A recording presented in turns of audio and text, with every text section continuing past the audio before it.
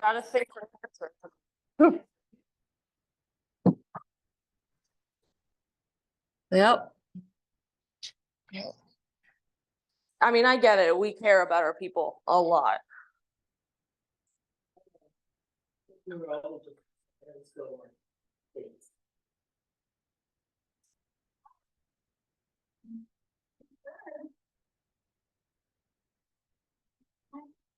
Hi, how are you? When are you going home? Next Sunday. I don't know how it was this week that we're going home. Next Sunday. I'm not even packed yet. I haven't thought of. Okay. How's your daughter? Good, now my son's I'm sure. waiting for him to like arrive. But whatever, I'm waiting. I know. And you're going home, which way you said to Dubai? No, I'm going from New York. Oh, that's. New York. But He had to go to Poland. Well, that's what you said, yeah. And then they had like a 10-hour waiting time, so they actually took them out into the city. So this. complication. I won't For go. fun. I won't go. I won't go. So, Yeah, I will not. I know, it's But what I think you can hear them.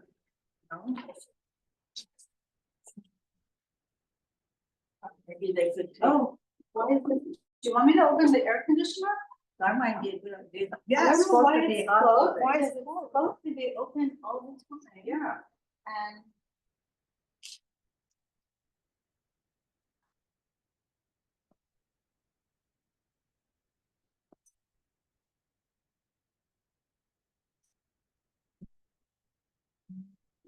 it has to cool off. Yeah. down, like, it's really hot there. It's supposed to be 27. Oh, God. That's Even not more. more. I'm gonna be in the 40 and 50. Yeah. Where you going? Italy. Oh, yeah, you're gonna be hot. For the love of our granddaughter. Oh, That we wouldn't go at this time of the year. no, of course not. Well, I turned on the AC and hopefully it will cool everything up. I'm here all day. All day? I'm Susie in the afternoon. Oh my God.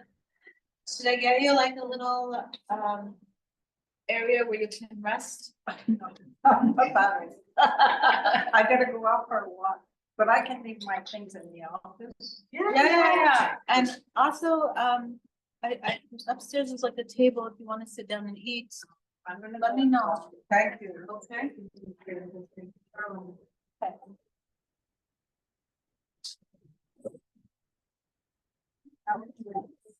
I don't think it's this one.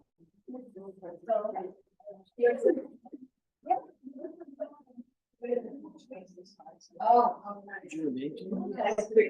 The last thing we. Right, you're gonna take. I do not on, yes, I do on the computer, I do.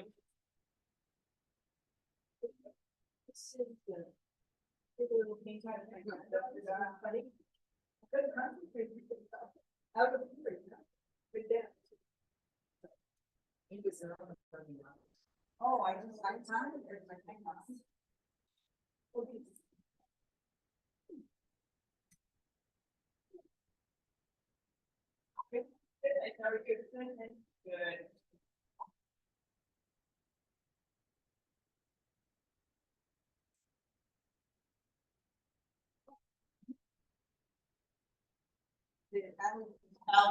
Yeah, I think so. And I've never had them before. They can come anytime. And then suddenly, like 5 days ago, it just kicked in. Yeah, So. yeah, I think it's a lot of, yeah. Yeah, I think it's excessive overrated. Yeah. And, you know. In 3 years timber, it's not. Yep. Oh, it's. No. All right, so let's see this list. Okay, it's a regular. Micah is present. Mika, hey.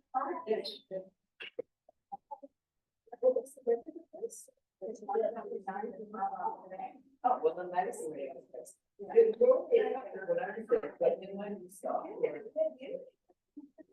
Okay, Maria, correct? Yeah. Nice. Carolyn's here.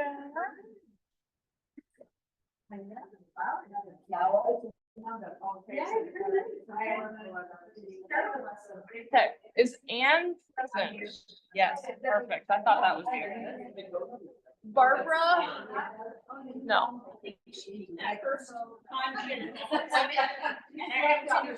Okay, perfect.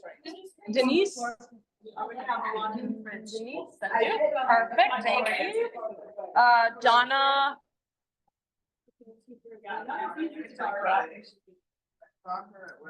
Catherine? Kathy? Yeah, here. Yes, yes, okay. Mary? Geraldine?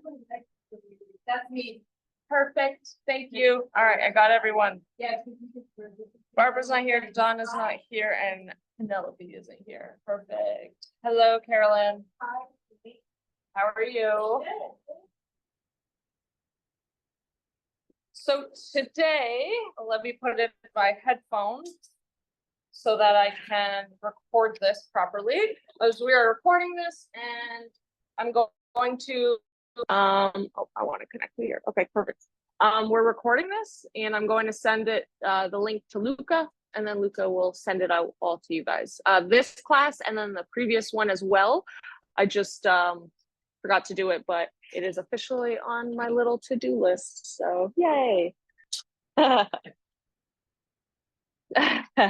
Yes. Okay, so today I'm going to pass out some markers to everybody.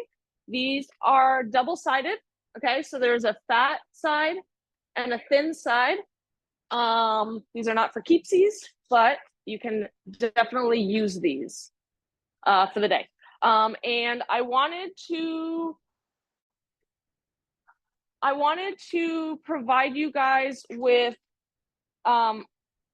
something that was a little more whimsical and fun, more than like, you know, like educational and rigid kind of thing. This is for my own practice. This is how I like to use watercolor now after 25, 26, 27 years of practicing it. This is where I've gone. So I do a lot of paintings, and then I outline them because I really like the way that it looks, and I think it's fun and it's relaxing. So today we are going to do this bookshelf with some plants. Feel free to add books on it. Feel free to add knickknacks on it. Your choice. And I'm going to guide you through like the first hour. And then the second hour will probably, from like what I've seen with these courses, will be a lot more like just self-guided, and then you guys make decisions from there. Does that make sense? Everyone's okay with that? Perfect. Okay. I think I left my big brush like this. And I don't have it. Anybody find a brush? A big brush, No, like this one here. like the big flat guy? No, I did not. You can use one of mine.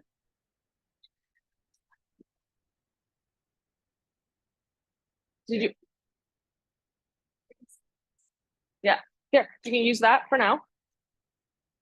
It's not the perfect brush. It's kind of an old guy, but.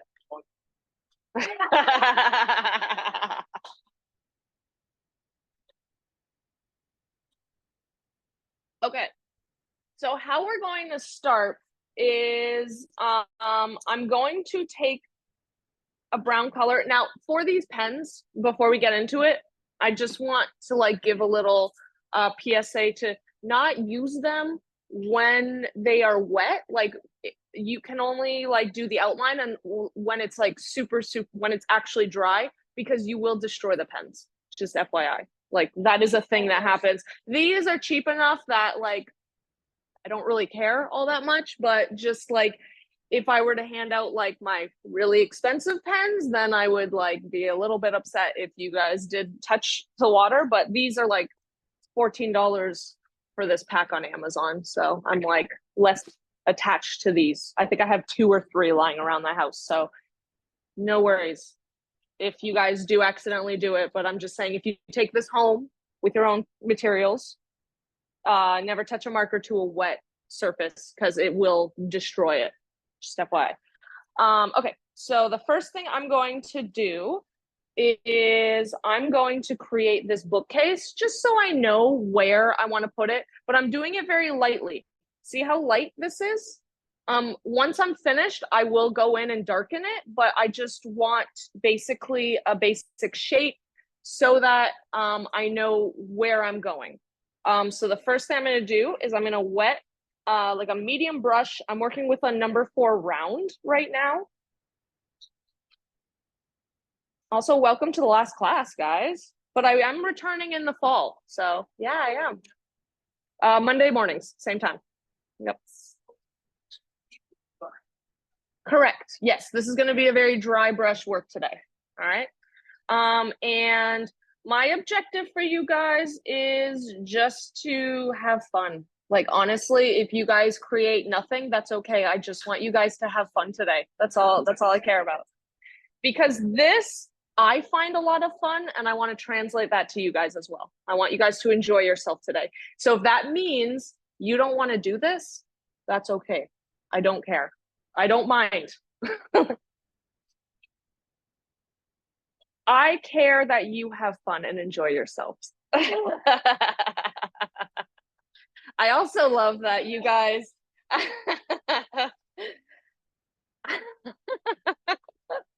Okay, I'm loving the energy today. Feel free to fight back a little bit. It's fun. All right, so I'm going to go in and I'm going to pick like a burnt sienna, which is, if you guys don't have a mixture of that, it's like a reddish brown.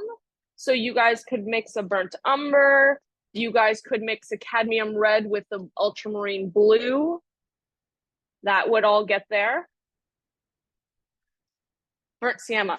But for those of us who don't have all these colors, I'm going to take my cadmium red, put it in there. I've never tried making a burnt sienna before, so consider this an experimental. Yeah, no, I've always had a burnt sienna, right? So then I'm going to take a little bit of my burnt umber, or I'm sorry, my ultramarine blue, put them together. Let's see what this gives me. Is this enough to add marker to it?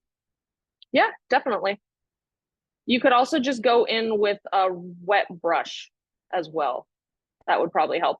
And then, okay, so this is very purpley. So what I'm going to do is I'm going to take up some yellow ochre and add that to the mix. Here we go. Now we're starting to get somewhere.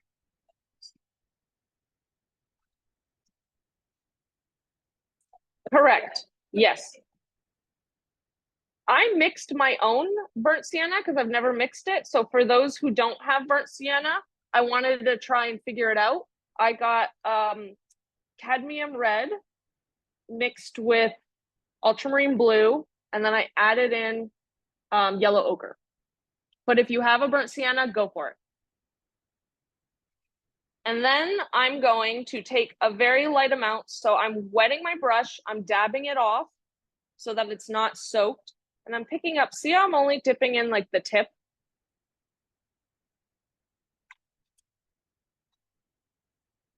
And then I'm going to kind of figure out how far over I want my bookshelf to be.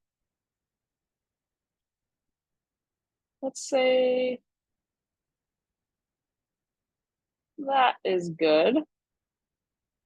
Kind of just eyeballing this. Doesn't have to be perfect. It shouldn't be perfect. The less perfect it is, the more like fun and whimsical it's going to look.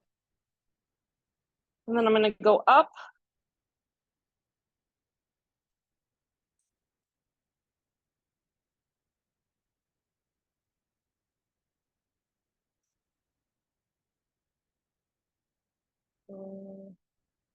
I think I also want one side fatter than the other just to like give it a little bit more interest. So instead of going to the halfway, I'm going to go slightly offset. I hope I went slightly offset. Yes, I did.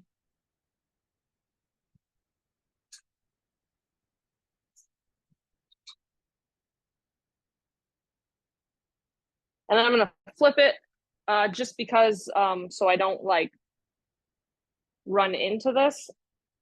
And I'm just going to go one more down. Woo, that is a very nice and crooked bookcase. It's an IKEA bookcase.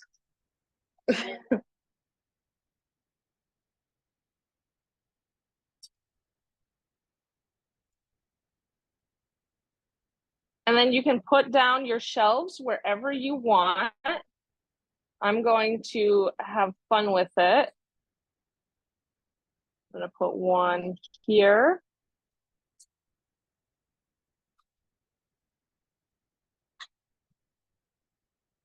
Put one up here.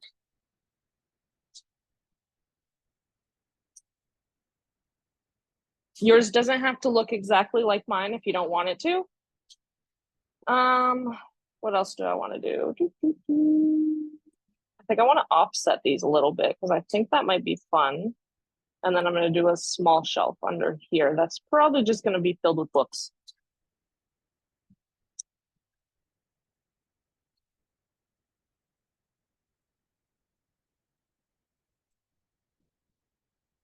That's it. That's all I've done for the bookshelf for now. And yours doesn't have to look like mine. It can look however you want it to look.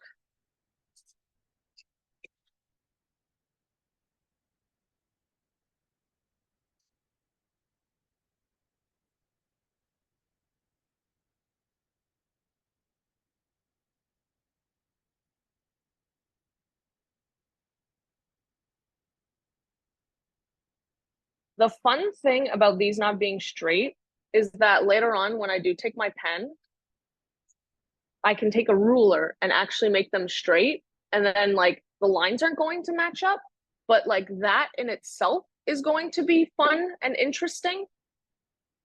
And I'll show you guys later on. We probably won't finish this today because there's a lot of detail to it, but I want you guys just to understand the concept. And if you want to bring it home and continue it at home, please do.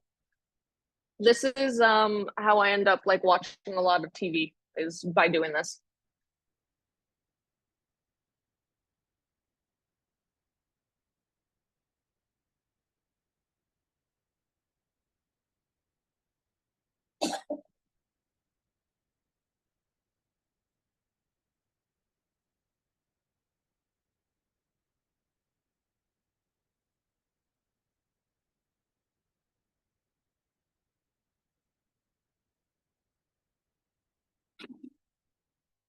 Guys, we got some healthy bookshelves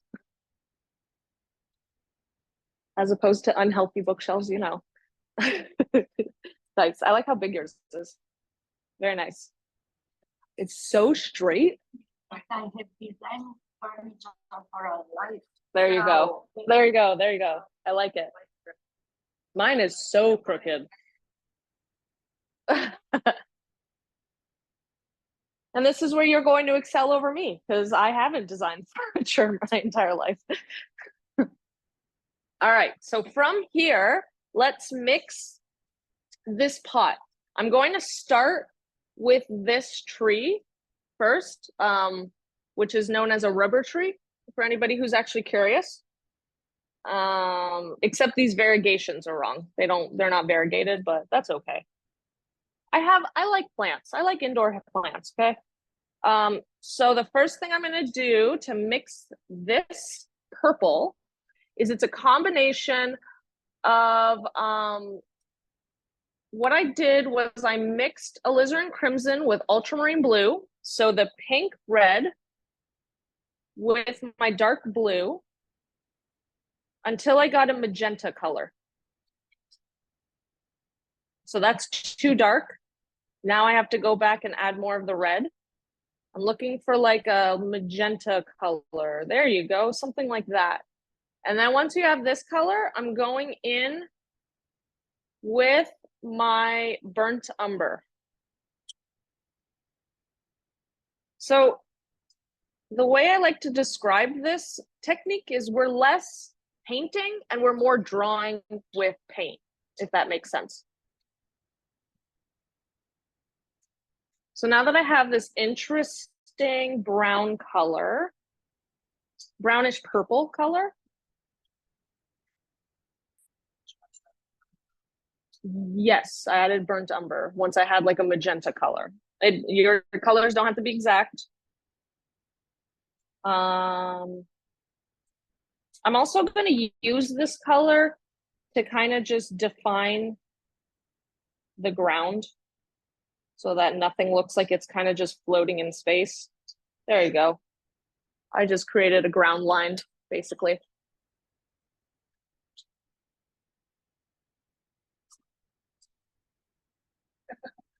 Consider this more as a doodle than a painting. Like this is just for relaxation, okay? We're here to be mindful, we're here to relax, we're here to have fun, we're here to experiment and make mistakes if you want to.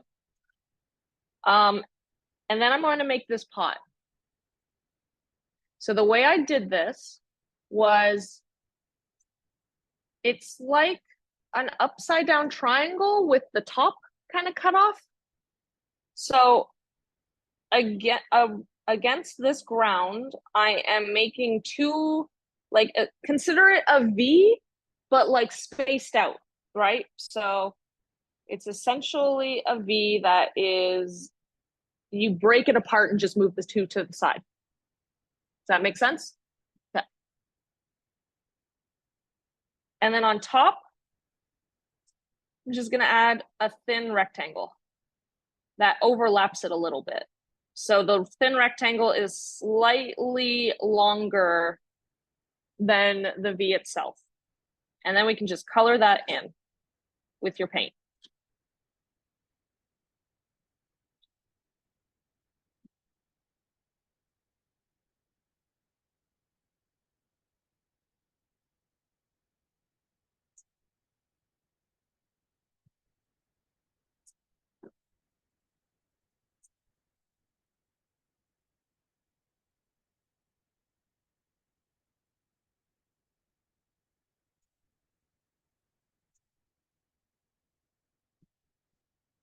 A lot of these colors too, we're gonna put in like multiple areas.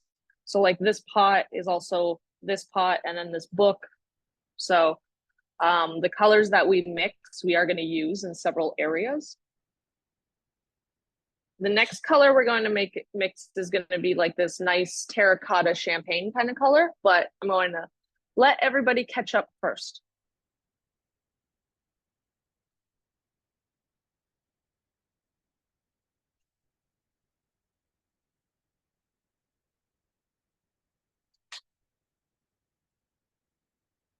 And again, this is going to be available on YouTube if you want to like try this over and over again.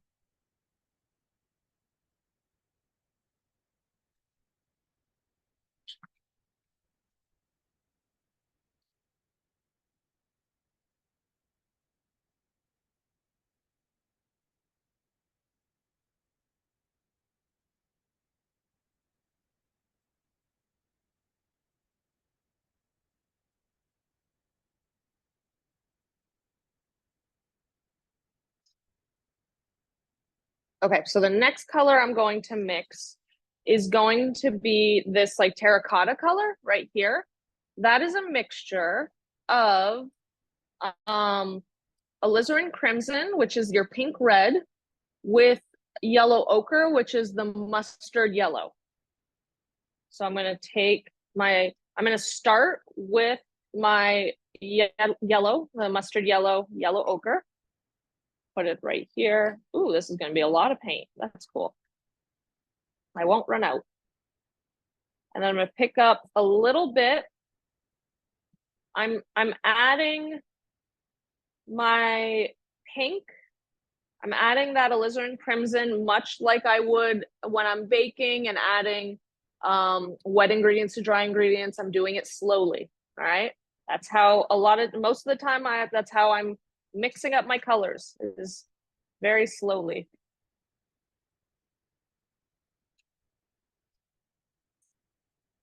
All right, I like that color. I think that's a very beautiful champagne-y color.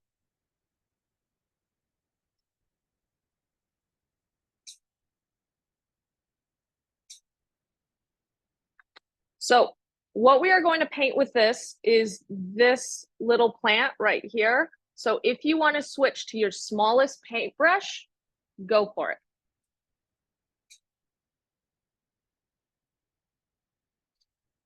I'm going to zoom in so you guys can see how I'm doing this. Okay, so I'm picking a spot. Wait, I'll let everyone catch up first.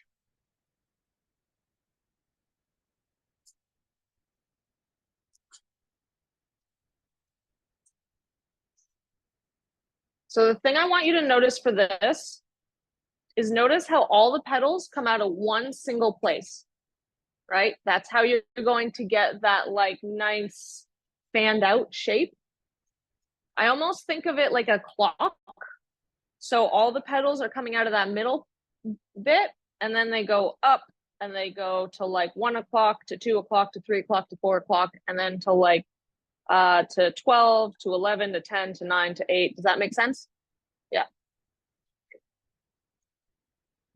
That's that color we just made, that champagne color. Yeah.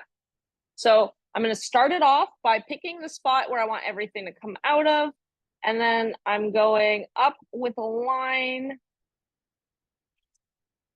And then I'm going to curve down to one side and then in. And on the other side too, I'm also curving out and then in. So think of like an eyeball stretched out. That's kind of how the shape we're going for. So I tend to do a line straight up the middle and then down, curve down on one side and then curve down on the other. Does that make sense? Okay. So then I'm going to go to the next one. Again, always coming into that middle point.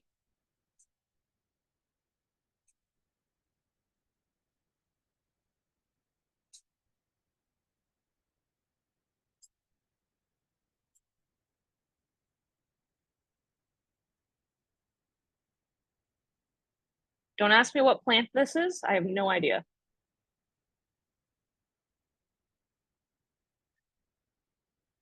I know it's pretty. That's all I know about it. Oops.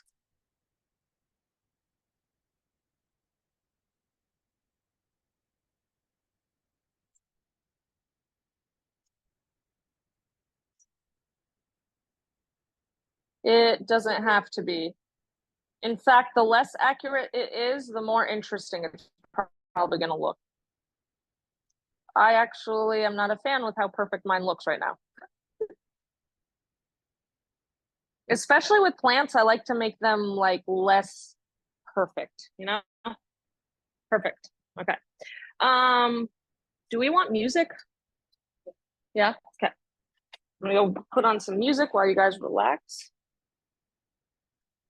Oh, I'm so sorry. I'm so sorry. Yes. Bear with me. What was I listening to? Where'd my Zoom go? There it is.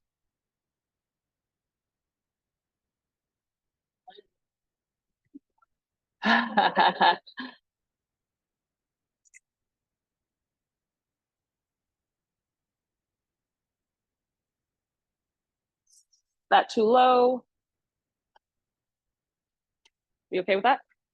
Just no, you don't like this?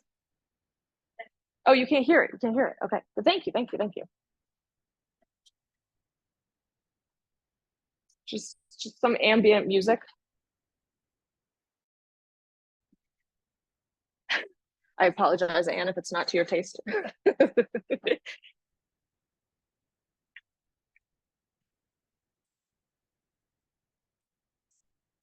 All right, so now that we have this interesting succulent kind of shape,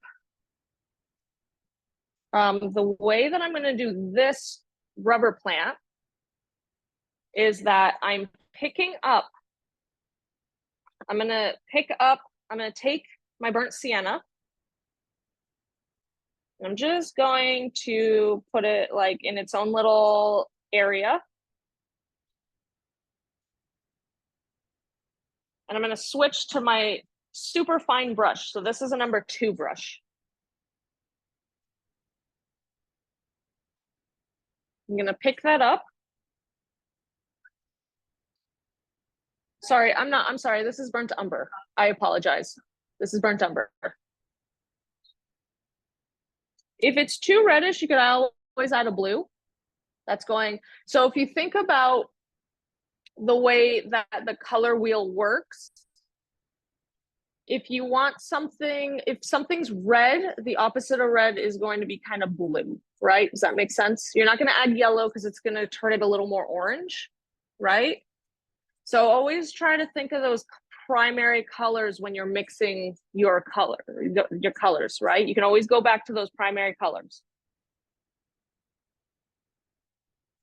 But at the beginning, mixing colors is not easy. It's actually quite difficult. So that's why the color wheel is like a very fun exercise I like to do with people. Yes, I've done so many color wheels. Every time you get a new palette of colors, I would suggest doing a color wheel with those palettes, because like a Daniel Smith's yellow ochre is going to be wildly different from a Winsor Newton yellow ochre.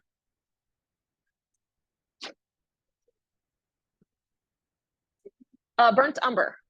Yes, so like the darker brown. Yeah. And then so I'm taking that. Yep, just pure. I'm taking that with a very dry brush way, and I'm just going to do this middle branch stick. Okay, so we don't want it to be straight up. We want it to curve a little bit, because depending on where the light was, so like where the light was during this part of its life, I would say it was over here. So it stretched this way, and then it like became more focused upwards. Does that make sense? Why a tree moves the way it does? Yes. All plants will reach towards the light. So just kind of wing it. I also have a secondary plant that comes off to the side right here, which I really enjoyed. So I'm going to keep it because I actually really like the way that that looks. Yep. Or no, I'm using paint. Yep. This whole thing, I'm just doing paint. You can do pencil if you want, but I am showing you guys a way to like just where if you only are limited with some of your materials, you can always do it this way. So then I'm going to stretch it out here just for fun. And then I'm going to stretch it back. And I'm kind of winging this. I'm not really trying to get this as an exact science. I'm just kind of adding a little bit of interest here and there. You need more water on your brush. On your brush, yes. If ever your paint is starting to look streaky, you need more water. That's a hint that you need more water in your brush. Right, so a lot of times that's why you'll see me like putting a lot of water and then just kind of dabbing it once just to soak up any extra. Half of watercolor is trying to figure out how much or how little water to add into your brush. Keep in mind that I'm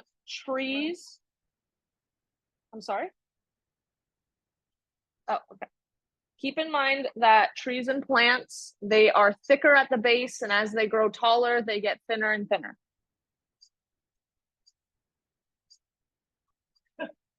That's okay.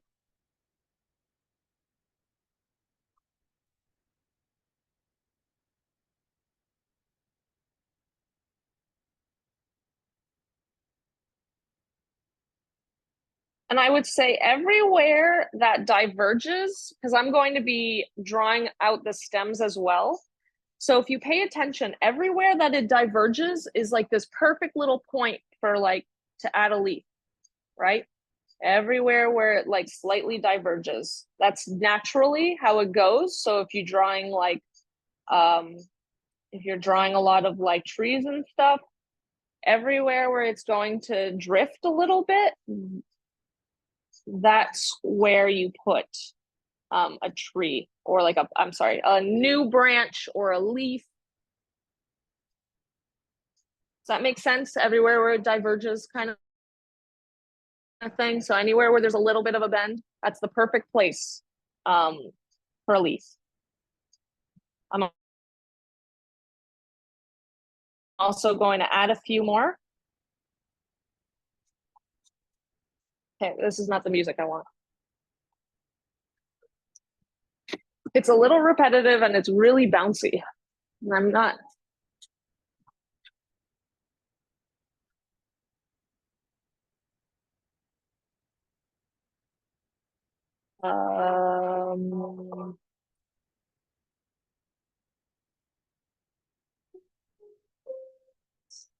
Okay with everyone's okay with like classical piano music?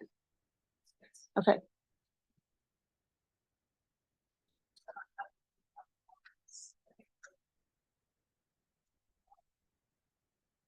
I think how are you painting? Are you painting with the full brush or just the tip? Yes. So I like to have like as a little demonstration, I want to show you guys the difference, how I get such thin, crisp lines. All right. So feel free to practice this a lot. I'm going to load up with, what color do I have a lot of? I'm going to do cadmium red because I have a lot of it. Okay. So my entire brush is now covered. You can see how red that brush is. Okay. So I'm going to touch just the very tip of my brush. A lot of times I hold up my hand with my pinky to kind of help me stabilize my hand a little bit more. And then I'm touching just the tip, right?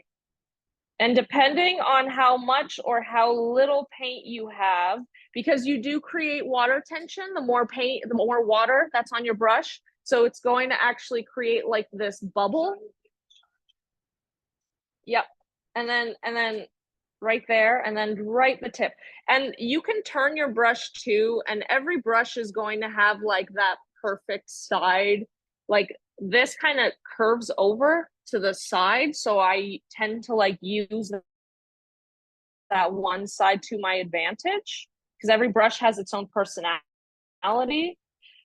But then watch what happens when I put my entire brush on the paper, right? So it's a really thick line, but you can use that to your advantage too. This is a lot of times how I do petals, right? You can do petals by playing with the weight that you put on your brush.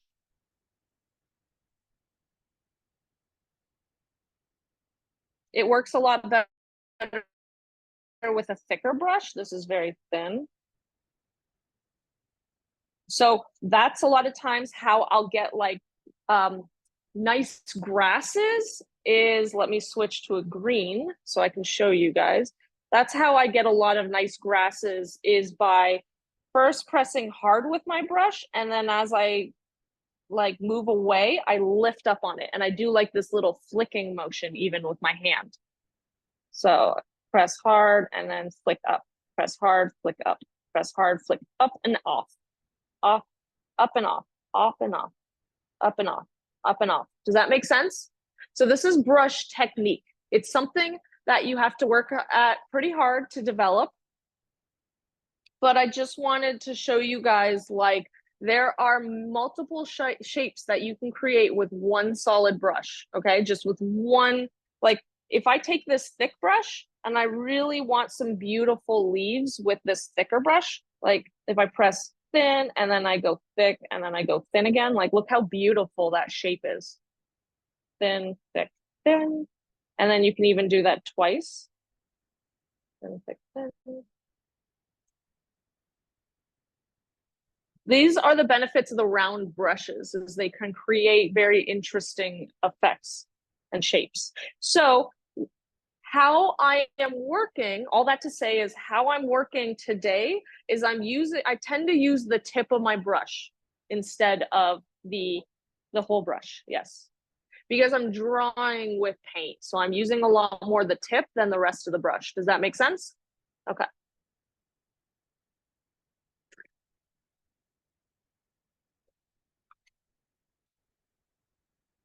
Are you gonna go home and paint that, Maria?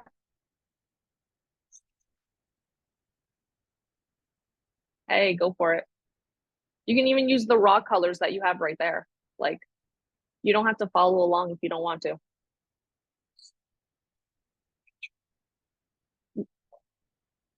This is an actual paint or plant. I just didn't finish it, so. Yeah. If you want to, you can. Yep. I had another one that I did too, but I cut that one up and used it in my scrapbook because I liked these individual parts. So I cut it up and used it in my other art. That's what I do with a lot of my art, is I repurpose it into different art. Well, if you camp or if you have a wood burning stove, it makes excellent tinder. Because there's cotton in it, so it lights so fast. Okay, so the next thing that I'm doing now that I have these beautiful branches is I'm going to make 3 different greens. I'm going to make 2 greens. All right, so we have right here like a emeraldy green, and right here like a nice yellowy green. And then we are also going to mix the 2 together to create our 3rd green. Does that make sense? Okay. Yes. Okay, if you want me to slow down, let me know, but we are doing the first green. The first green is going to be a combination of, what's this blue called? Cerulean, ultramarine blue, thank you. Ultramarine blue. No, cerulean's here, ultramarine blue. Ultramarine blue and cadmium yellow is gonna be the first blue. That's going to be the emeraldy blue.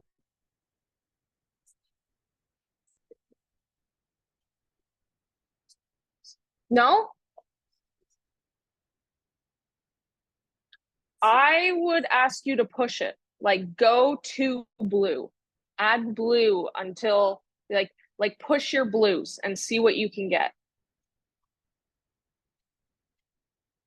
Yep. But you can always go back, right? So you can always go backwards and mix it with green. Cadmium yellow, bright, bright yellow. Yes. So we're doing our dark blue with a very bright sunshiny yellow. Yep. Okay. So now we're kind of in this hunter green area with this yellow. So I'm going to add more. I'm going to clean my brush and then add more because I will dirty up this paint pan a lot. Okay. And now I went too far because now we're at like more of like a limey green. So I went too far. So now I have to bring it back into that emerald section by adding more blue. Okay. Need to add more blue. You can also start with the blue when you're doing these emeralds and start with blue and then slowly add yellow.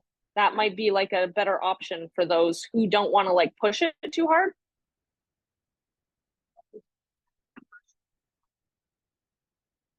You can, yes. I'm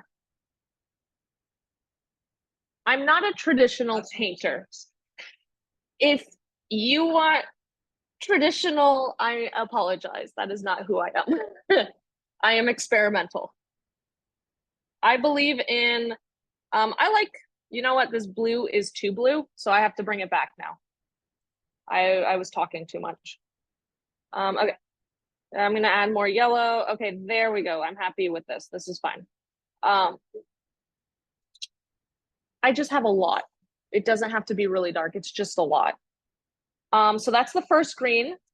The second green, I'm going to mix my cerulean blue, so that lighter baby blue color, with yellow ochre. Let me try it. Let me try it. I will be the guinea pig.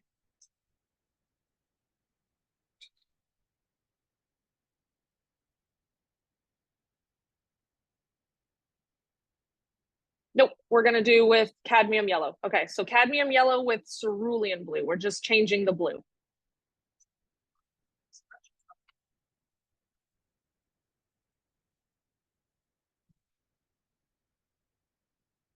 There you go. That's a nice color.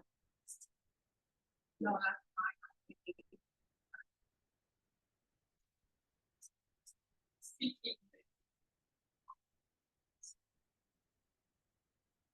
Yes.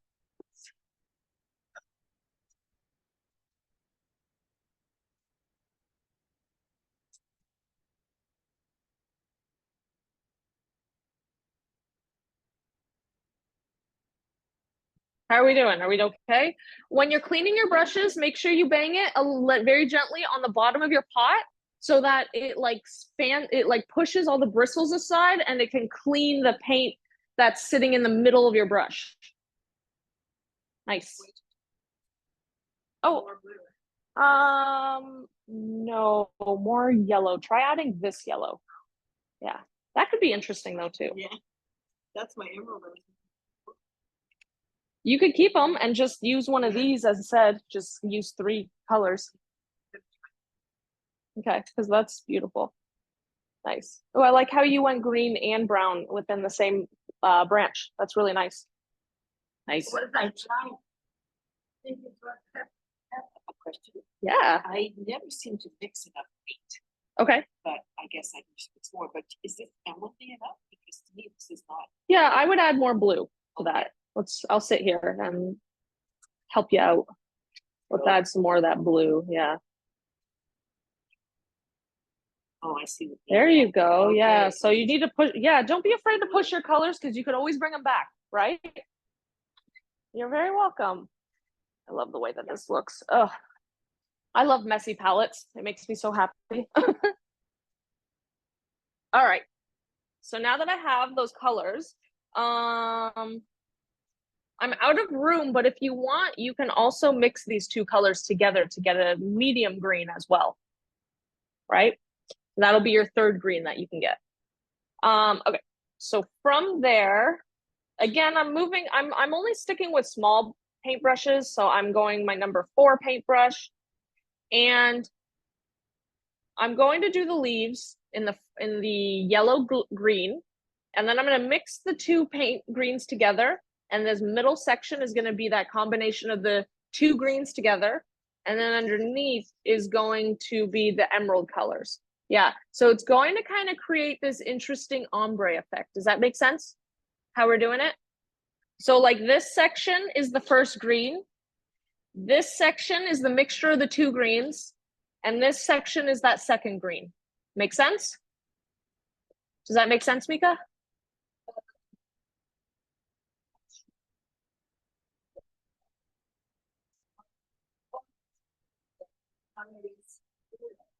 Okay.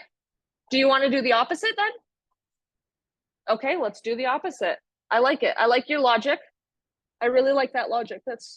But think of a rubber tree plant is very dark, right? So it's very emerald green, a rubber tree plant specifically.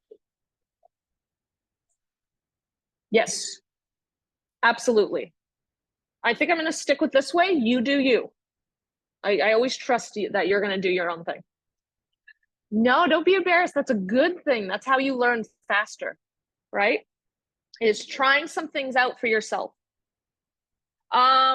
Okay, so the first one I'm gonna do is I have a fairly wet brush right now, and I picked up a little bit of color so that I am not so that my paintbrush is, when I add my paint, it's gonna be lighter, right?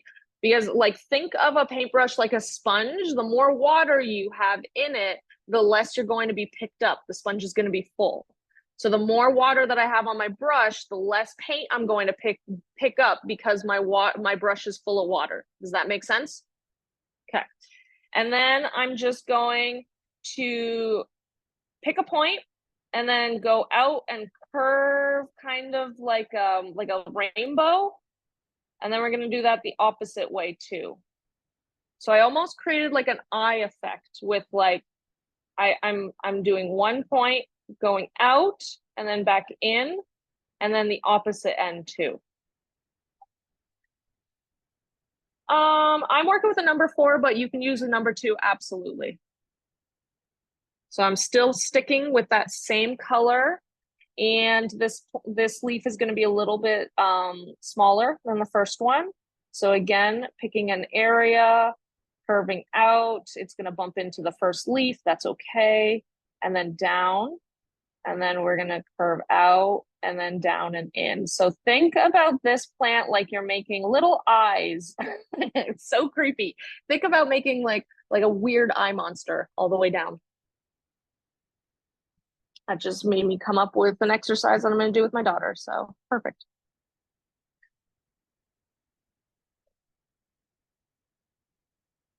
She loves Halloween. She loves monsters. What can I say? A little girl after my own heart. Are you really? Oh, that was Theo's due date was the 27th, but then she ended up becoming born on September 23rd. So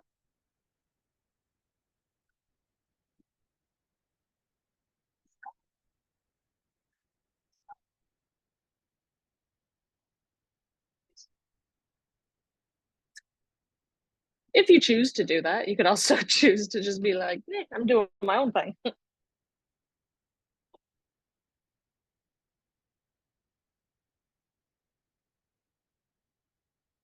But as a teenager, that would be fun. That would be a fun birthday to have. Everyone's already out partying anyways. Do you like dressing up?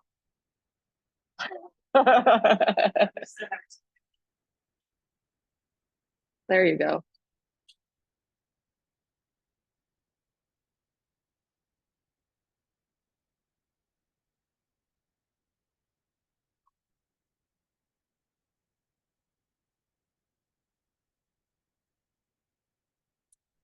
Allow your leaves to kind of like, they don't have to be perfectly all the same because they're going to bend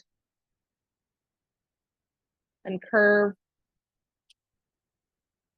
Okay, so now that I have this nice top area, I'm going to take some of this paint, choose a little paint area. I'm going to do it right here.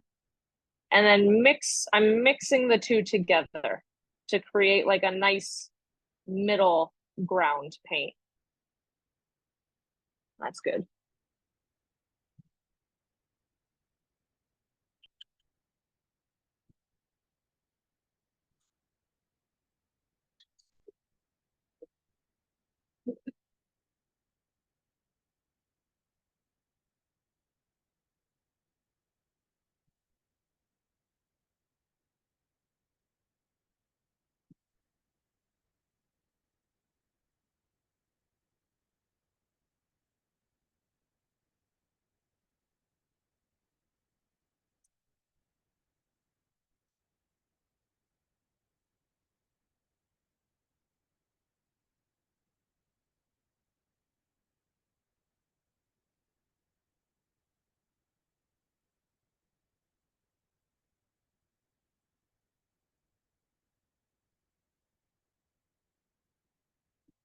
We're all silent. We're all concentrating. I think we're off to a good start.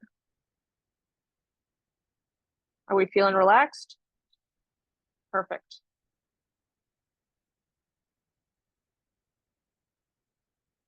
Mika, you're enjoying yourself doing what you're doing? Or I'm sorry. Maria, sorry. I apologize. Yeah, you're doing it. I am. Yeah, I got your eye. Uh-huh. You talking? You come into my house?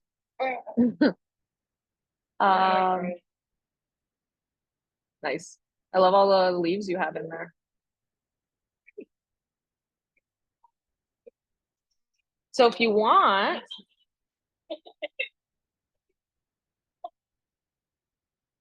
so these pens bleed, but if you want, this one doesn't. You can outline everything and then paint it later. Oh, yeah? Yep. That bleeds. This bleeds one. This one does not. Yeah. You're welcome. Just don't leave it open. But when you're ready for it, yes, you can paint. You can draw first. Yes. So there is an option if you wanted where you can draw and outline first and then paint after.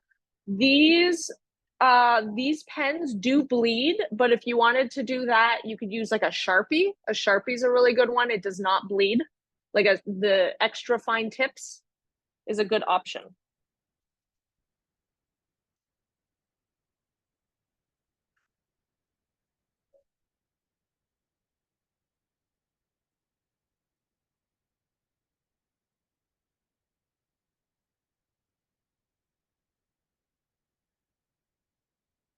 Or even like a black ballpoint pen could also work.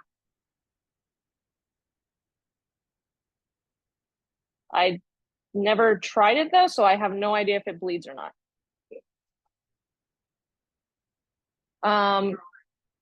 Yes, yes.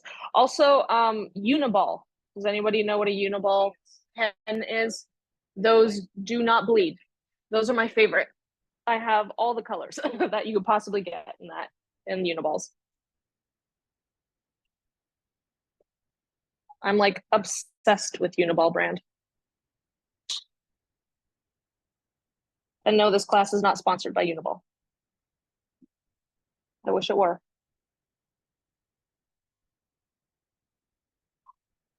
So now I'm going to that third color because I ran out of the middle color. So now's a good time as ever. Allow some of your plants to like go over the bookshelf too, like block out some of the bookshelf. That's why we did it light, right? So that it doesn't bleed through as heavily. I don't like the shape of that. Micron. Yeah, that's another really good one. That's a very artist grade. Yeah.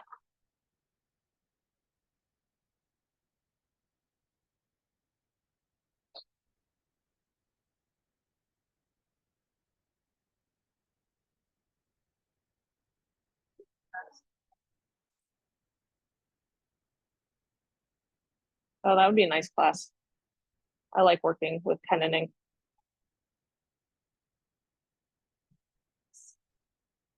I think next semester, I'm definitely going to do a class on values. I'm like thinking about to do squares for values. Well, I was just going, so my lesson plan for values is to pick one color, and it could be whatever color you want, one color, and just try and like learn about value from that. So like, but what I mean by value is darkness kind of things. So when something has more value, it's darker than when something has light value. So you really have to work with contrast there, and you really have to get your values right. It's going to be a challenging class, but so I think I'm going to have it later on in the semester, but you're going to learn a lot from it. Yeah, a lot.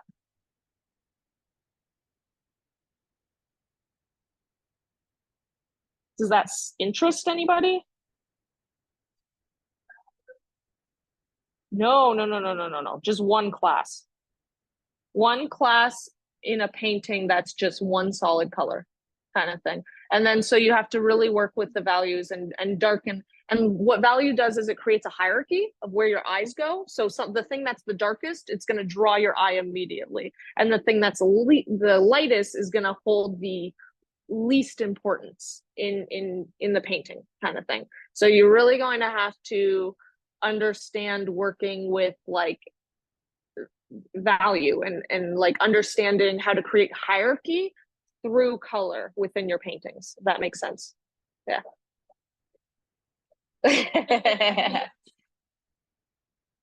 There you go.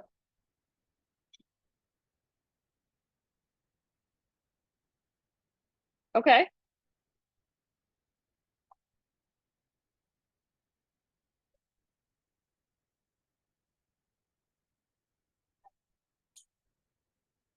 Yep.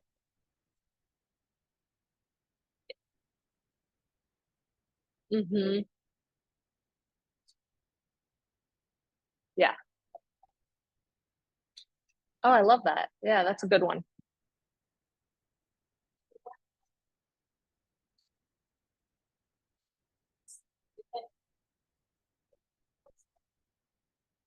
Either September or October. I'm not sure. You'll have to ask Luca or one of the organizers. Okay.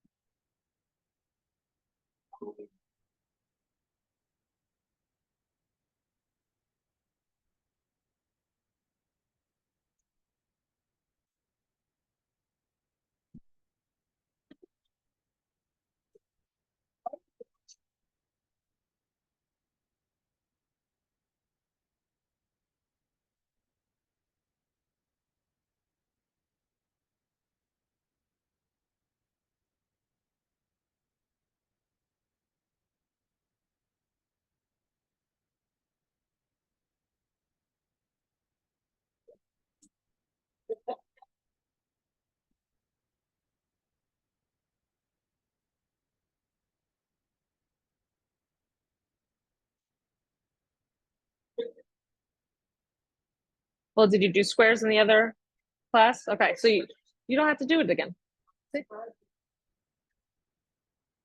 Oh, I see what you mean, gradients. It creates a gradient overall. Yeah.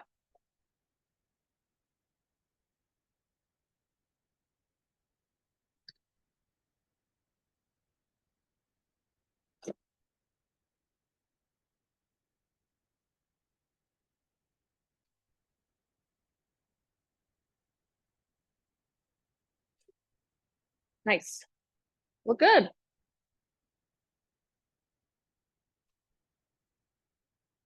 They look good, guys. Oh, I love how it's a very healthy tree plant. Yeah. I really like the like gradient you have going down here. That's very, very beautiful. Nice, guys. Oh, your leaves are such a good shape. Nicely done. There you go. That's awesome. Absolutely. Yes. Yes.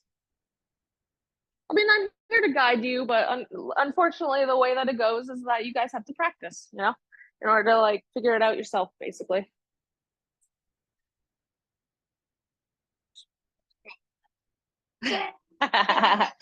Or just showing up,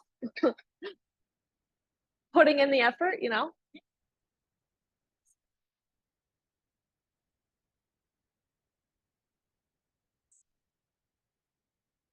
So then once you have your brush, like the first one, you have a bunch of these colors now that you can pick and choose from and put wherever you want. So the next step that I'm probably going to do is I'm probably going to start adding pots and deciding where I want my different flowers and like plants. I'm using this terracotta color that we used in this succulent down here. And I'm going to do this pot right here. So the way that I'm doing that is I'm going to draw a square first, pick out how wide I want it to be, how tall I want it to be. Okay. And then now that I have this square, I can kind of just round it a little bit.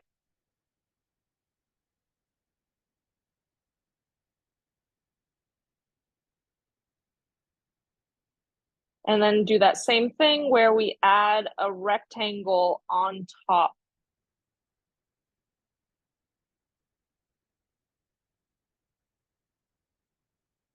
There we go. So I got one pot, and then I'm going to do this one at the top too. I'm going to wait for a second, for a minute. Let you guys catch up.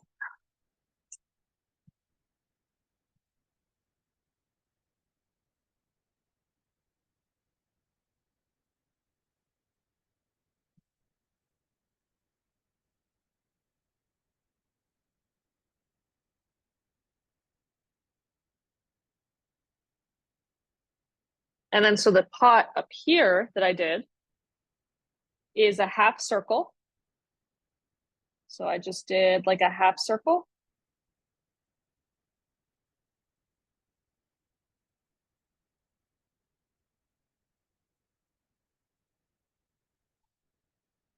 Yeah, a little bit.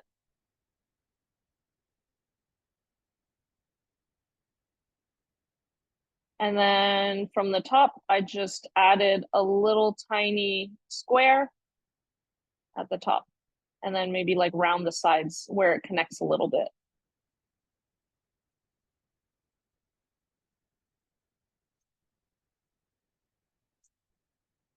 What I like about this class too is it really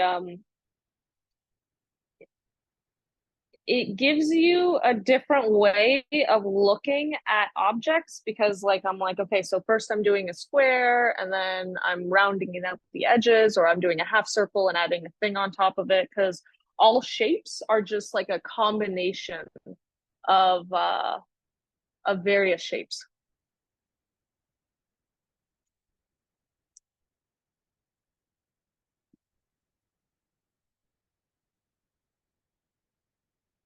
And then I think I'm going to mix a blue, like a gray blue. So I'm going to take my ultramarine blue and I'm going to add a little bit of burnt umber into it to kind of gray it out a little bit so it's not so vibrant.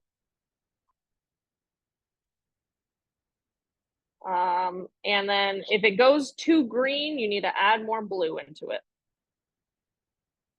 There you go. So I have this nice gray blue here now. And I'm going to take that color and I'm going to do a big pot kind of basket thing on the bottom. Actually, I'm going to do it here because I want it to be kind of tall. For the gray blue, I mixed my ultramarine blue with some brown, so burnt umber. Yeah. And then if it goes too green, you need to bring it back. Does that make sense? Okay, perfect. So this one I'm making kind of like a basket. So I'm going to add just a handle here and a handle here. I'm going to fill that in.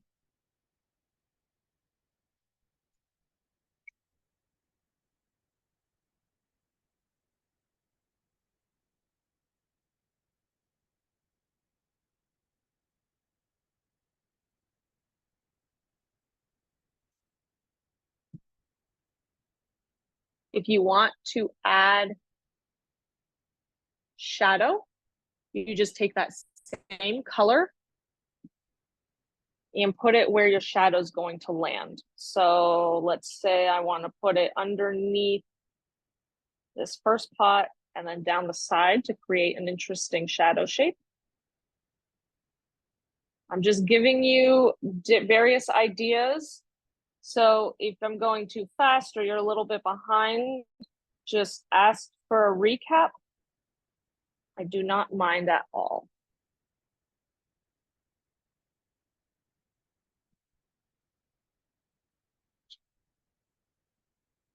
So just by adding another layer, I added like a little bit of depth, right? Just by adding that same color, but just in a very specific spot.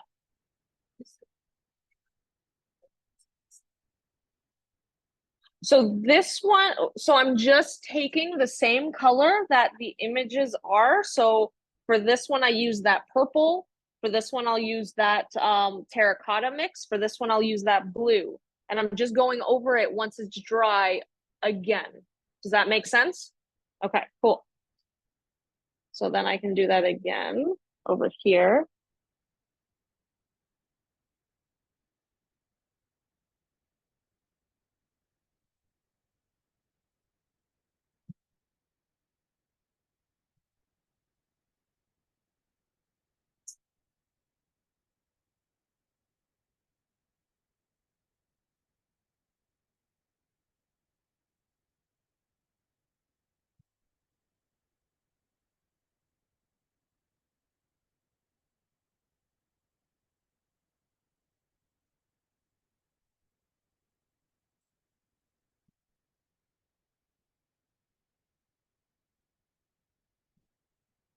You can do it on the leaves too.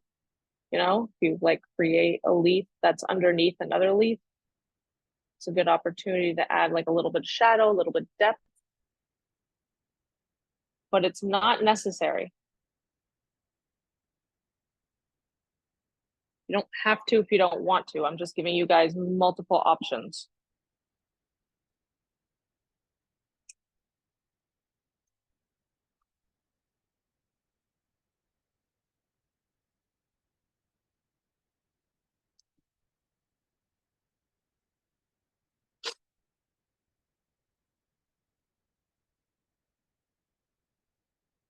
Is anybody overwhelmed right now? Yes. Is there anything I can help you with? Okay. Okay. Okay, yeah. Your brush technique is a little tough, eh? Yeah, it takes time to build that.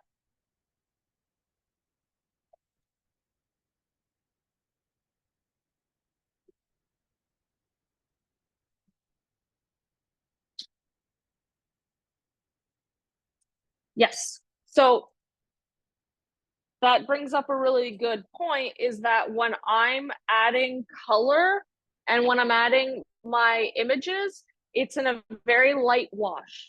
Like think of it more as glazing than painting. So I'm using like um my paints tend to be dry within like 2 to 3 minutes after putting them down. Does that make sense? So less water, more paint.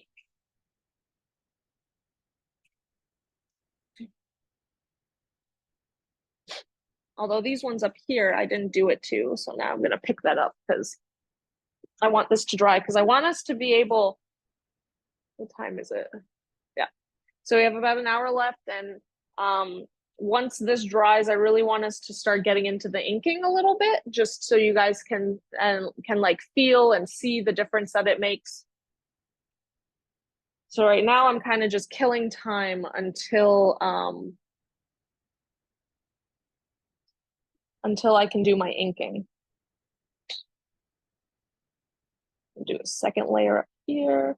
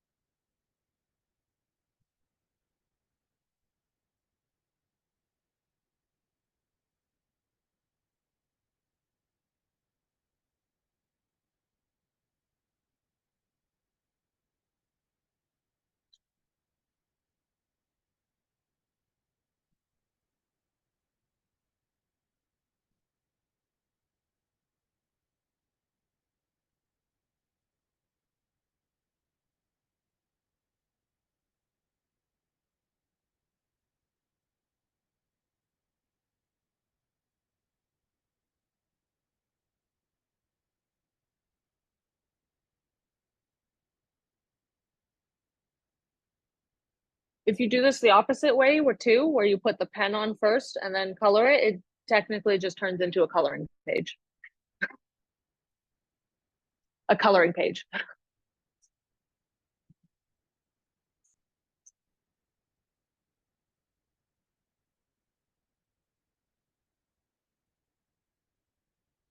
I'm just gonna add a book right here.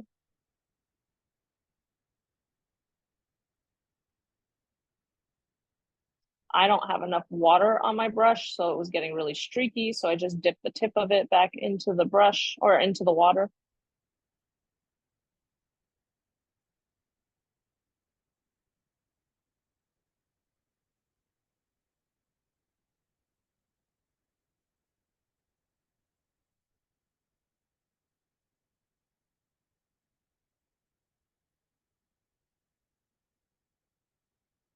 Okay, so now this is all dry. If this is dry, let's start inking it.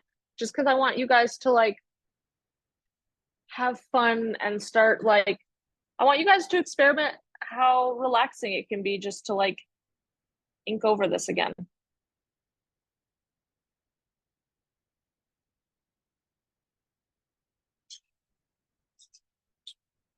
And it doesn't have to be perfect. It doesn't have to follow. If you can do a much nicer leaf shape with the pen than you can with paint, go for it.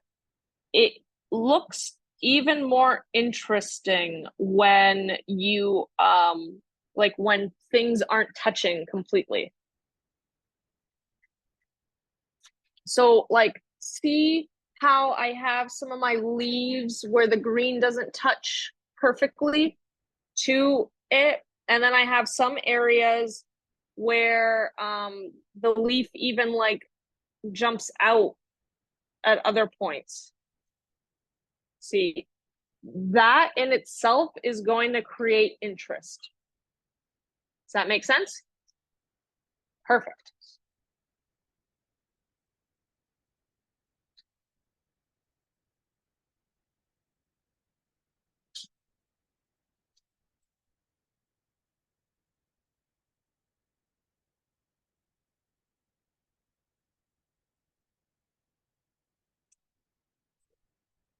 I am, yeah.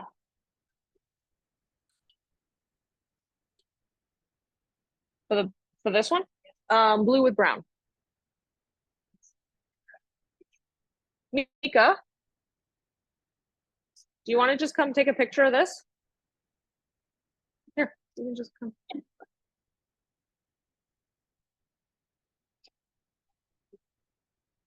You're very welcome.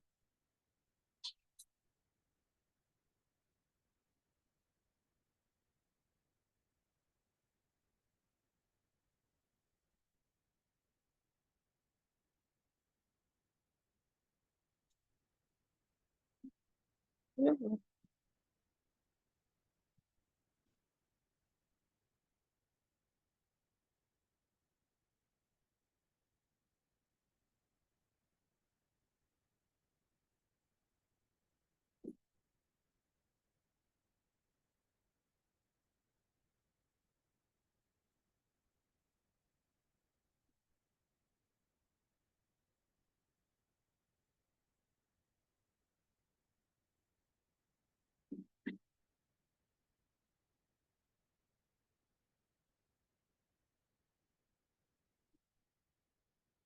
Thank you.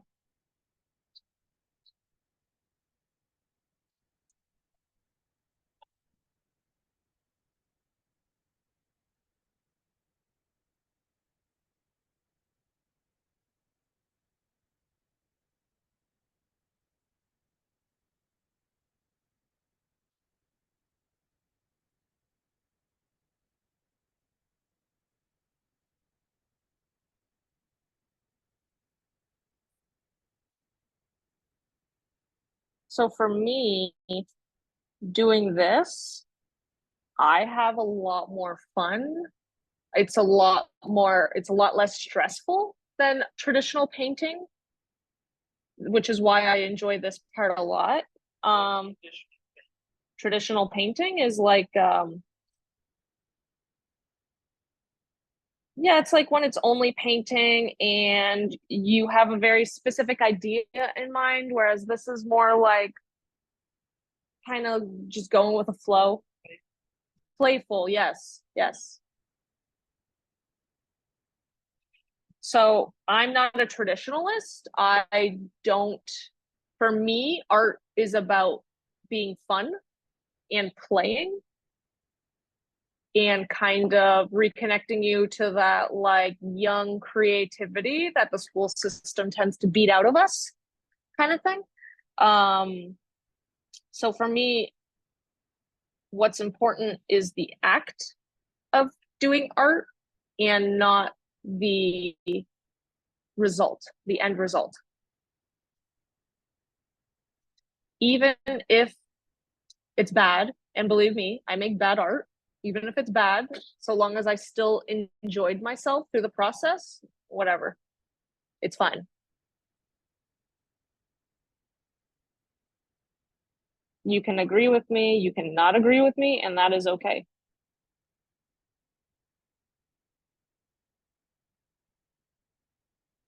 Believe me, there are many teachers in academia that would wholeheartedly fight me on that issue.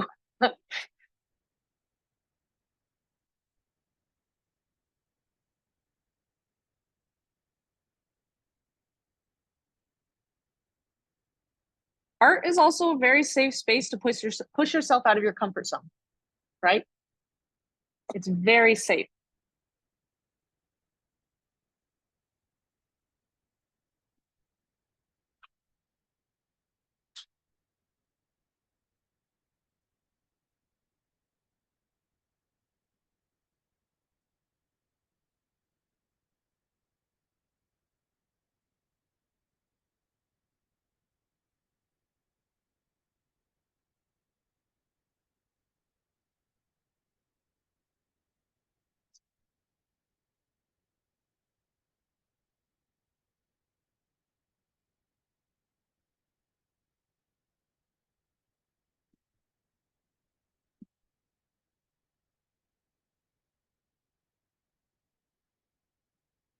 You can.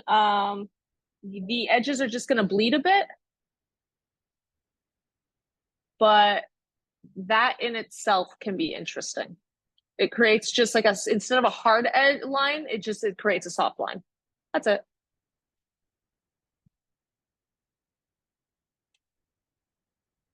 Try it out. You can always do this again, you know?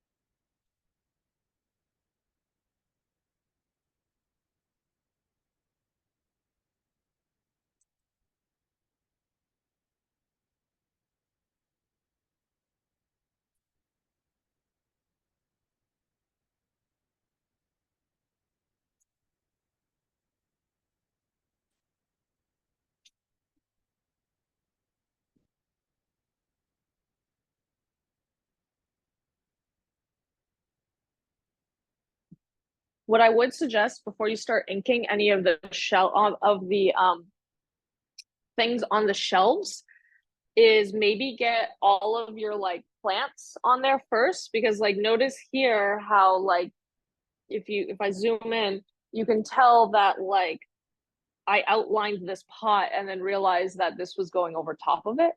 So that is a mistake there. So if you want, you can learn from my mistake and just do all the like plants on the shelves, or like do all the plants on these two shelves and then ink once you know that where everything is going to be. Or you can make my mistake and that's okay too. Nice. What so this is double-sided, just yeah, okay, cool. Yeah. Perfect. Nice, guys. What do you think? Do you like the inking? Yeah. It gives it an interesting yeah, it's fun. It gives it an interesting idea. It creates more mixed media feel to it.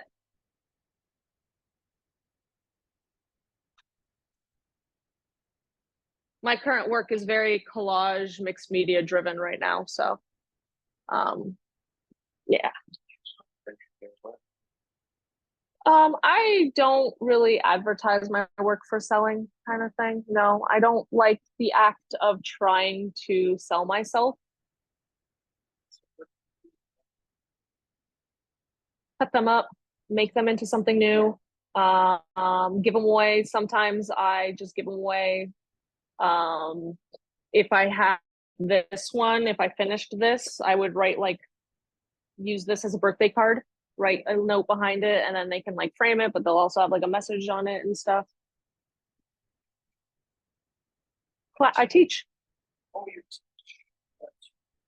Well, right now I'm a student. 25 years. Yeah, I was in graphic design before. Yeah. So when in the middle of the pandemic, I had my child, I decided not to go back to my existing career because it bored the hell out of me after 15 years of doing it. So the graphic design. Also, like, it doesn't really align with my values. I already feel like we're bombarded with enough advertisement. I didn't want to add to that noise kind of thing. So I started doing this, and now I'm returning back to school for art therapy. So yeah. So right now the government's paying my bills.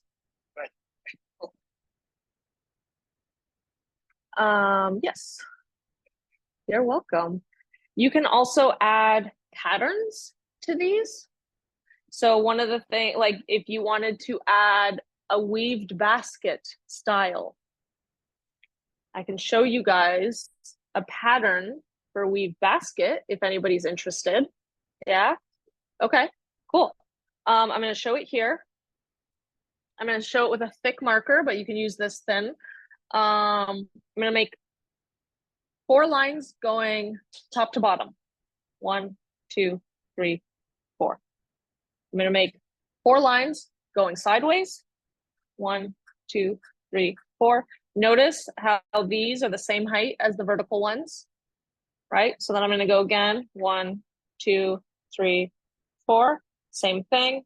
Sideways. 1, 2, 3, 4. And then when I want to get to the next row, the one underneath this, 1, 2, 3, 4. 1, 2, 3, 4. 1, 2, 3, 4. 1, 2, 3, 4. And over time, as it gets larger, it starts. Does that make sense? Yeah, it starts looking like it's weaved. Does that make sense? Do you need me to slow down and try it again? So again, 1, 2, 3, 4. 2, 3, 4. 1, 2, 3, 4. 2, 3, 4.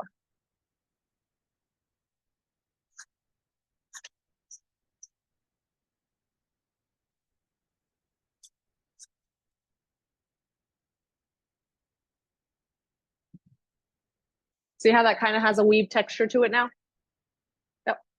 So, and I can leave this out if anybody wants to take a picture of it. You can come over here and grab a picture, or I can go to you. But the way that I would use this is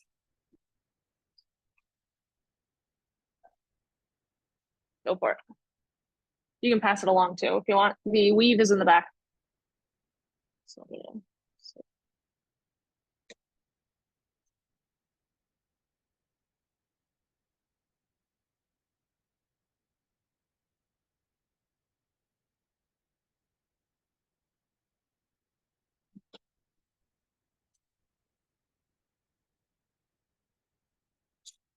Yes, it's currently going around.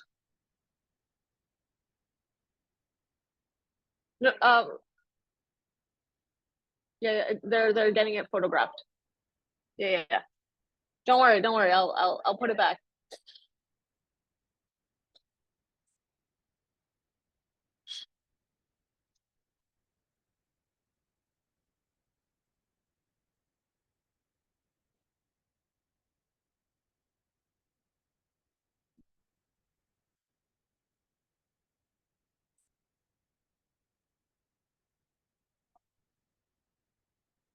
Well, the weave is in the back. The weave pattern is in the back. If you flip it over, yeah, it's your choice.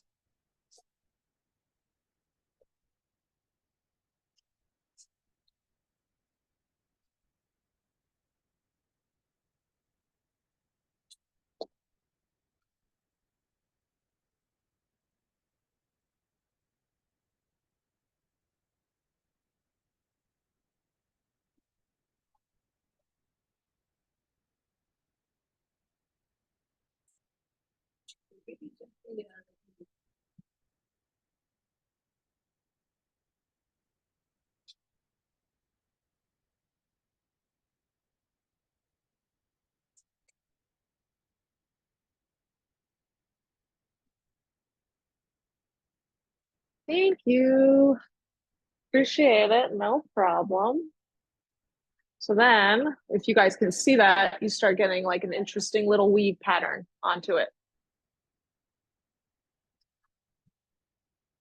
Giving it a little bit of dimension, in an otherwise fairly flat.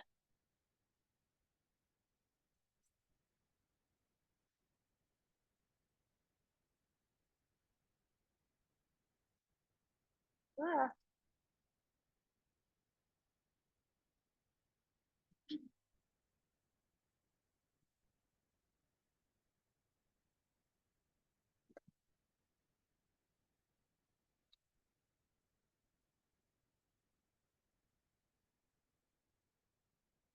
We have 35 minutes left, just so everyone is aware.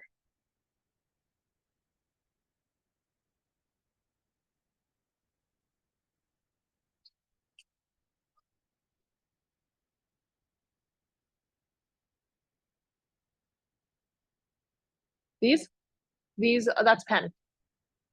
That's pen, yeah.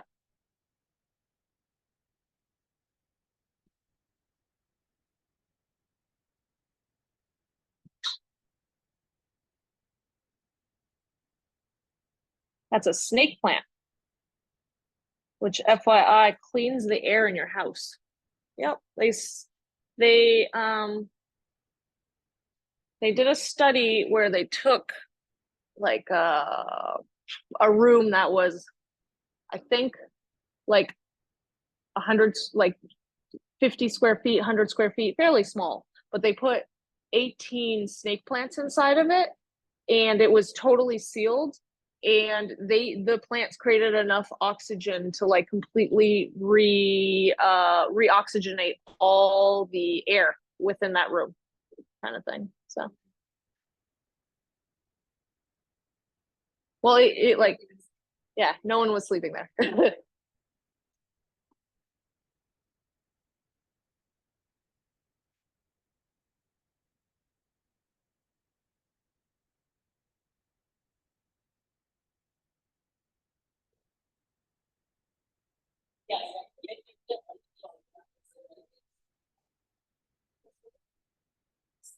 Yeah, beside it. Yep.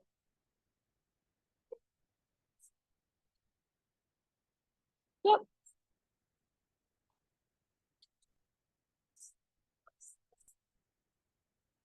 It will survive in shade though. Yeah, it is one of those plants. But it will thrive in sunlight.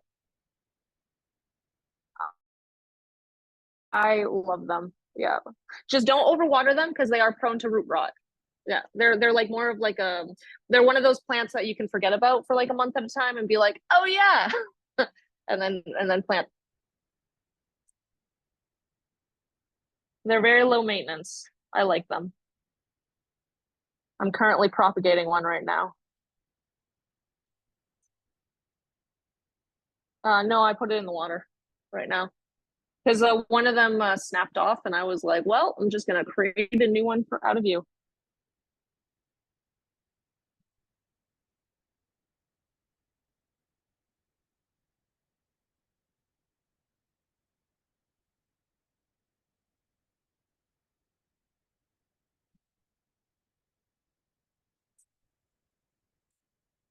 Oh, I love eucalyptus plants. I don't know how to keep them alive though.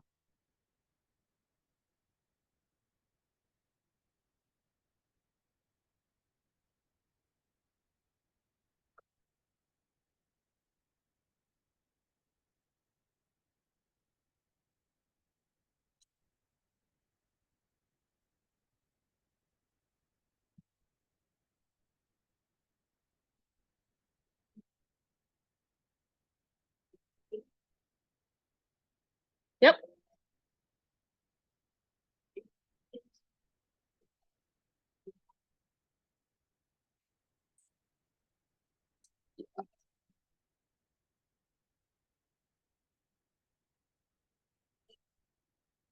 Yeah.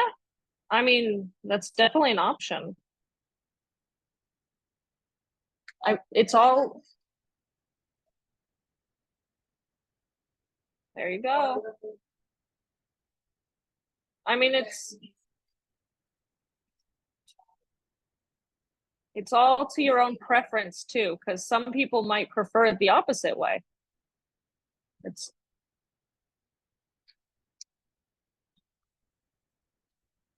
what color do I want this book to be? I'm gonna do it.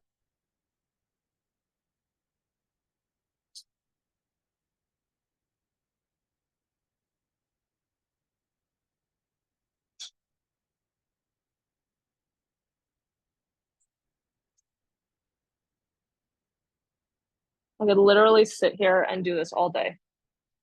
I find it so relaxing. Scrabble. You play a lot of Scrabble? Yeah. Yeah. And Yeah, I could see that. it's for the aging brain. I think at this point, like any activity that you're doing that like gets you to think is good for the aging brain.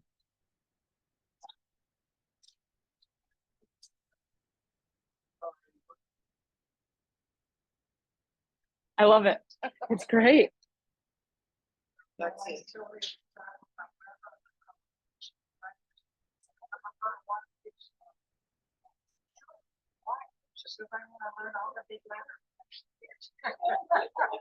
Good for her.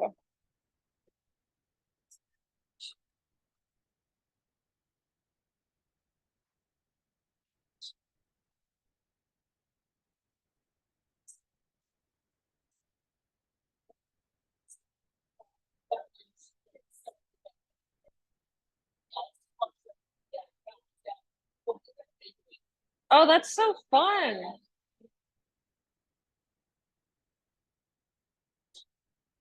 That's such an out of pocket game too, because all you need is a dictionary.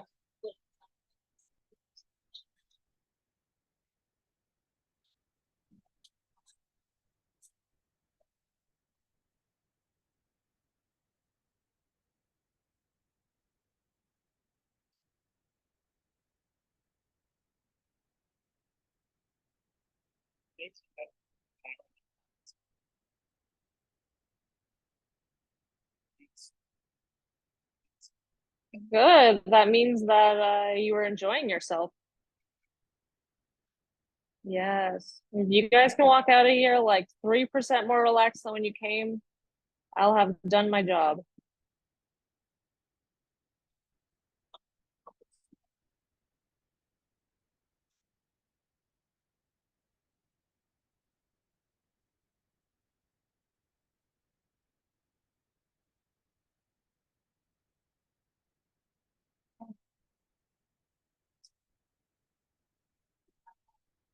Pen and ink.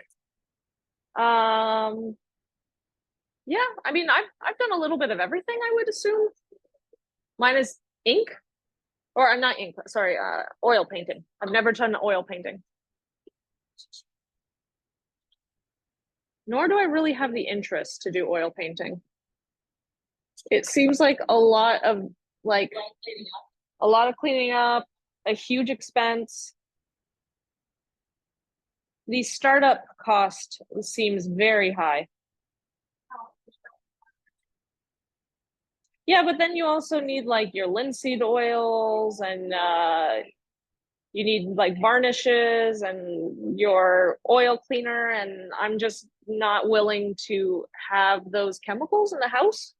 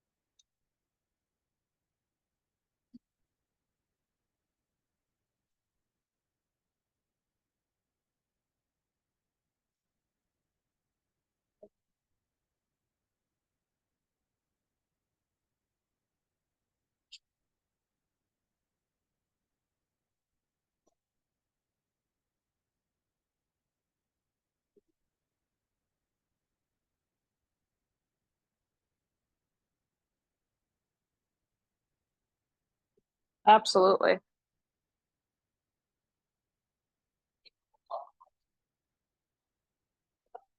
I think they do. Yeah, because you can water them down very easily as well.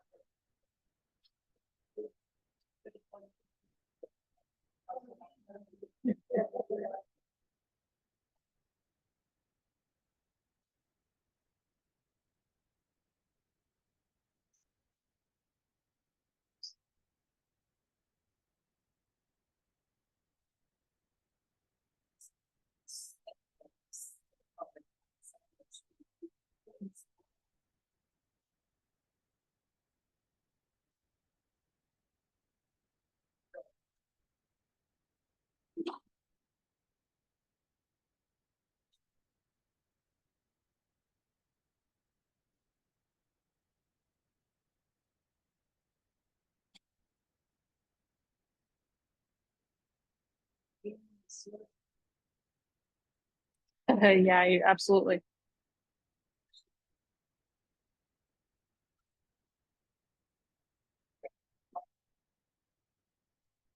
Oh, additionally, if you want to make watercolor, if you want like a super portable watercolor system, everyone knows what watercolor pencils are. Take take a piece of paper, do a square and color real hard and real dark on that watercolor paper. And then you can like cut them into things and then you bring them with you. And as soon as you wet that, it turns into a watercolor palette. Sorry? Yeah, watercolor pencils. So you make like a really thick square and then you can wet it and it revitalizes it and you have a very portable, very flat watercolor palette with you. That makes sense? Yeah. Yeah. You can, yeah, you absolutely can. I've never really worked with them apart from just creating little carry along palettes with me.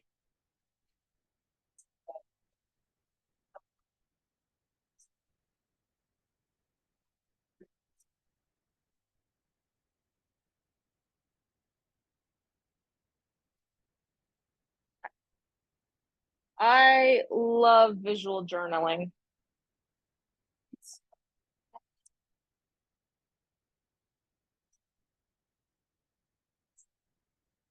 Right?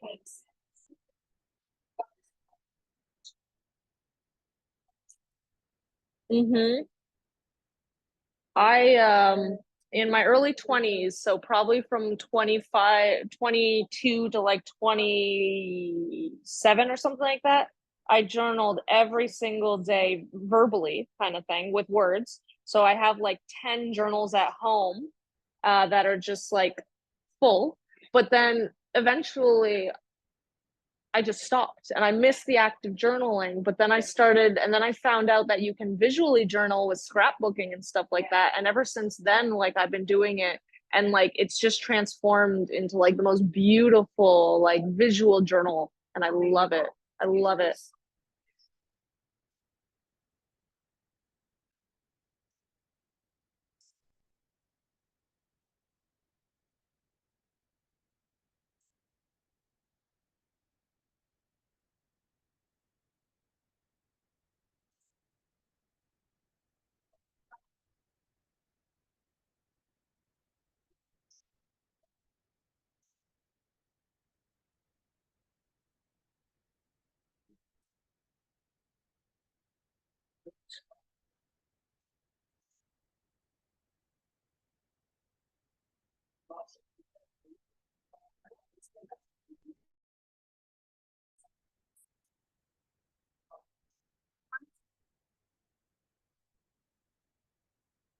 Good. Okay. Do you think you're going to continue next semester or okay, that's your choice. Did you enjoy it though, or is it more stressful? There you go. Well, if you come back,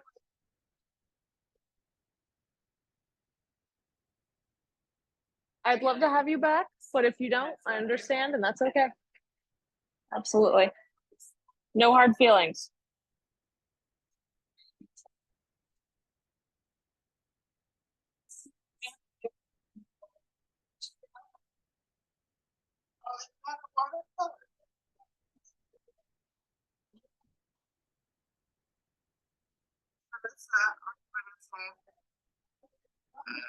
Yeah. Yeah, that's cute.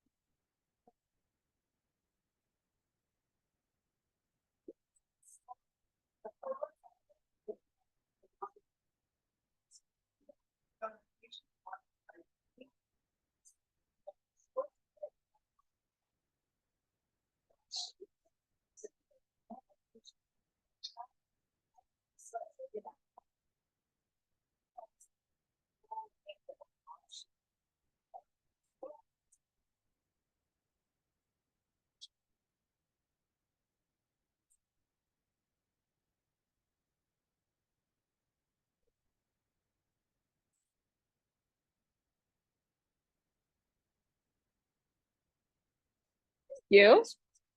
You're very welcome.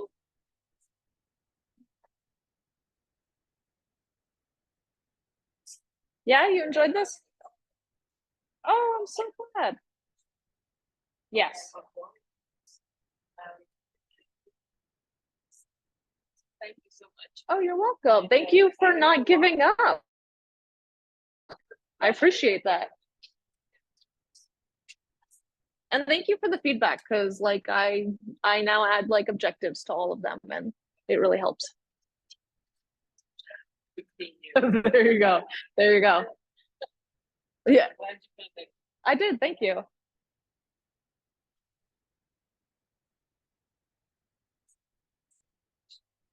That's perfect though. I love the unfinished looks, honestly.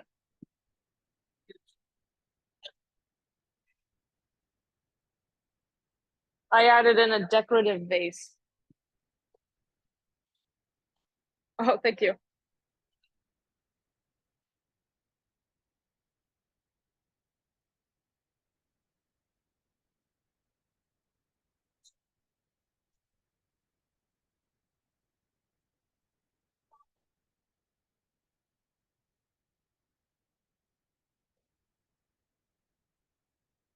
I hear this next generation though is really burning out teachers like real fast.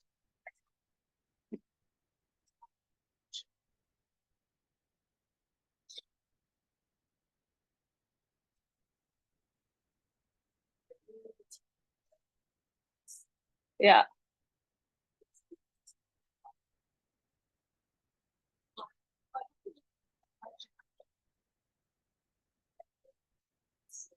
I mean, to be fair, it's the first time that we are seeing the consequences of like heavy technology within a child's life, right? So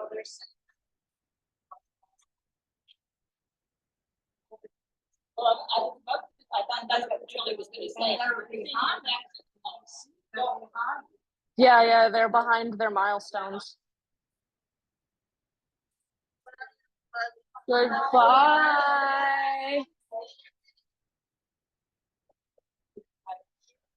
It was lovely meeting you, Maria. Take care. Yeah, COVID has like really, yeah, damaged some kids. Yeah, absolutely.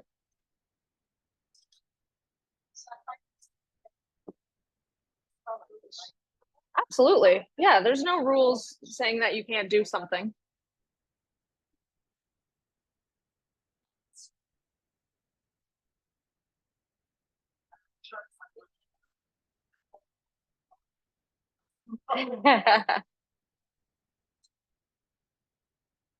We still have 15 minutes, so don't rush out if you don't want to.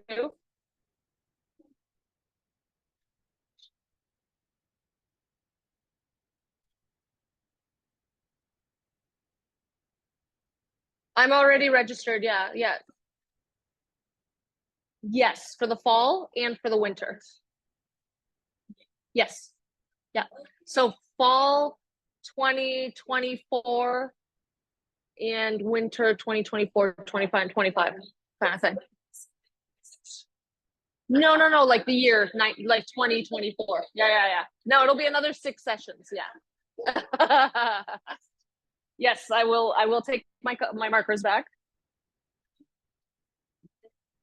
Correct. Yes. Yes. Yeah, absolutely. Thank you. So when did you use the, I used the fixed side of Photo and said, oh, it's 20 depends, but then, so where did you use this then, the thick one? The thick one? It depends what my Or mood like a is. real outline here, something? No, it really depends what I'm feeling. Like it creates contrast between heavyweight and like lightweight. So it would be a really good thing to it's just up to you really. You know what I'm thinking, that door, that wooden door maybe for. Yeah, the thick wood. lines, absolutely. Yeah. Okay, maybe not an LED. You know, I thought this was better. Work better. Yeah, you could do the This one is thick. beautiful. Yes, you could do the thick line if you wanted to. Like you could do like a thick line, and then you could do like thin for like the veins if you wanted to. Like that's an option too. And what I realized, thank you, is I was looking at the brush with the line. Yeah, They had the lines, they were all, going down here. it stabilizes it. Yeah, yeah. Okay, good. I'm glad I went over brush technique then.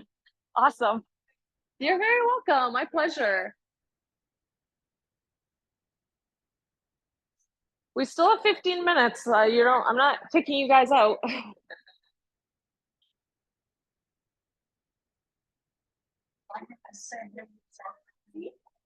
Oh, nice.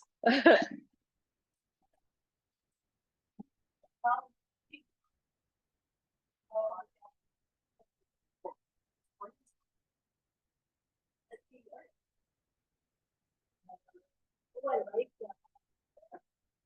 Very nice. Yeah. Yeah. Very nice. I love the detail you have on this. Yeah.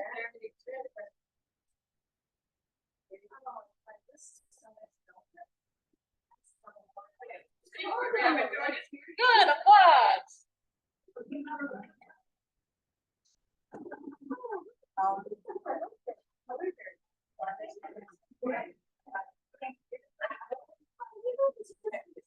Yes, yes, yes.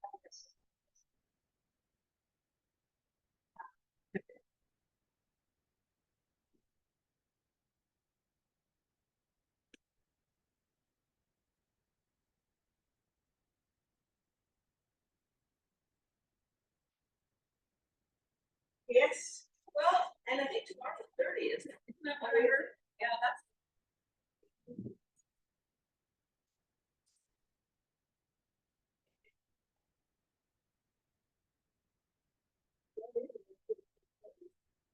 Perfect.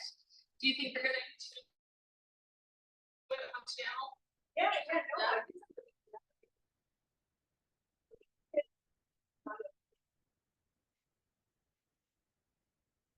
But if I concentrate on something. Just go with it, you know. Yes. With the kids, So I had, yeah, they had like. Watercolor. Oh, nice. Yeah. Don't touch the expensive stuff, right? I love I would share mine and I thought, oh, these are good. So, Yes. Yep, I have mommy supplies and I have my Yeah. daughter's supplies. Yeah.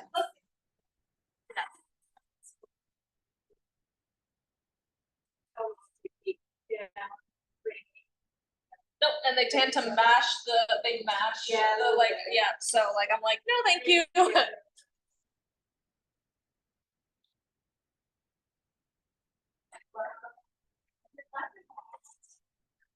Woo.